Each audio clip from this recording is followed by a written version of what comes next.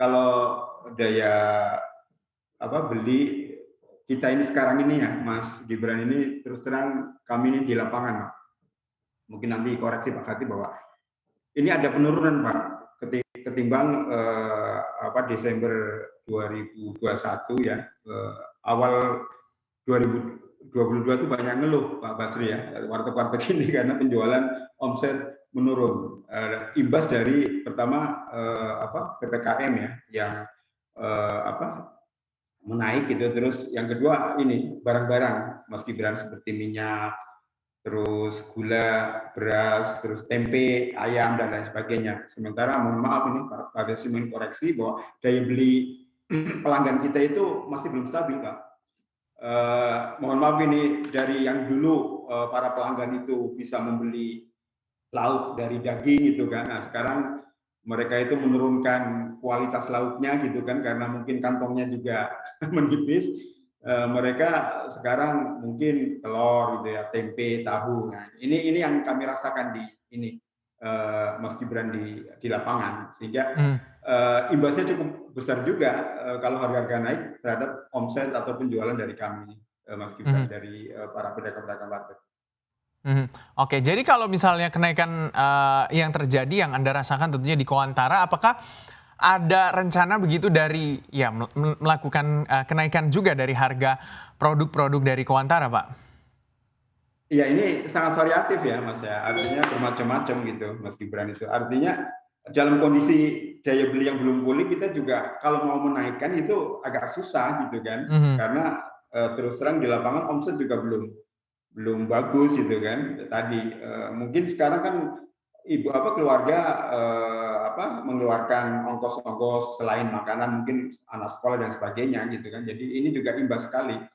Toh kalau memang kayak tempe kemarin itu kita bisa naikkan. Nah, naikannya juga cukup lumayan karena misalnya kalau tempe yang tadinya 1.000 ya kita jual 2.000 gitu kan. Itu kan hampir 100% gitu kan. Karena susah mau naikkan tempe dari 1.000 sampai 1.200 kan susah gitu hitungannya receh. Makanya naikkan dari 2.000. Ini kan juga memberatkan juga gitu kan bagi pelanggan gitu kan kalau kita naikkan harganya.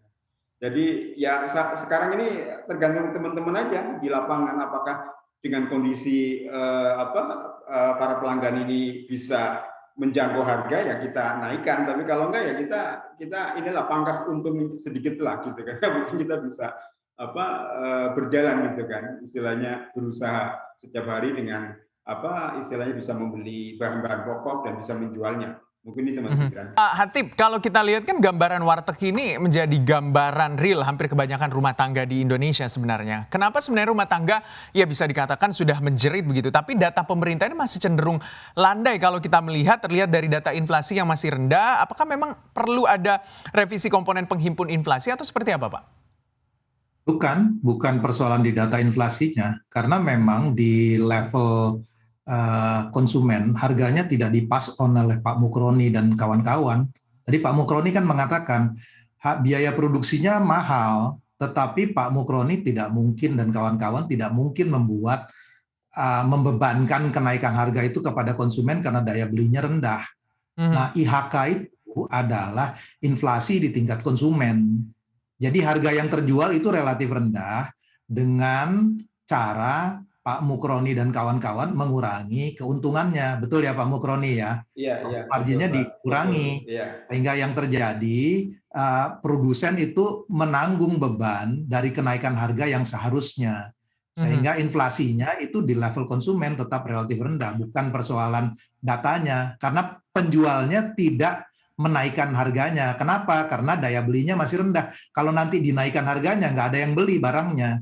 Jadi lebih baik rugi sedikit, profitnya turun ketimbang barangnya tidak terjual, kira-kira gitu. Oke, Pak Hatip, kalau kita melihat dengan adanya kenaikan PPN, dengan kenaikan harga bahan bakar juga, akankah berdampak cukup besar bagi pemulihan ekonomi Indonesia di tahun ini? Sorry, Anda bicara PPN atau bicara mengenai kenaikan energi? Kedua-duanya, Pak.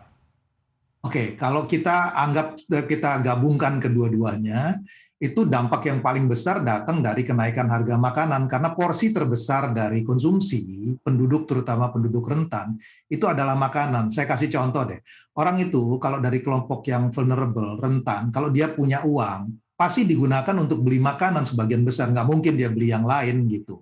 Nah, kalau harga makanannya naik, itu berarti daya belinya akan terpukul. Nah, porsi dari konsumsi kita, ya, itu sekitar 50% dari GDP. Jadi kalau kemudian daya beli mengalami penurunan, efeknya akan ada pada growth. Tetapi saya ingin mengatakan begini, di sisi lain ekspor kita itu strong, ya. Nah, investasinya mungkin akan naik karena orang akan masuk kepada palm oil, kepada coal. Jadi efek terhadap growth-nya sebetulnya tidak terlalu besar karena dikompensasi dari kelompok lain yang mendapat manfaat dari sini. Tetapi yang harus diperhatikan adalah dampak kepada penduduk rentan. Karena itu pemerintah menurut saya harus fokus di dalam perlindungan sosial.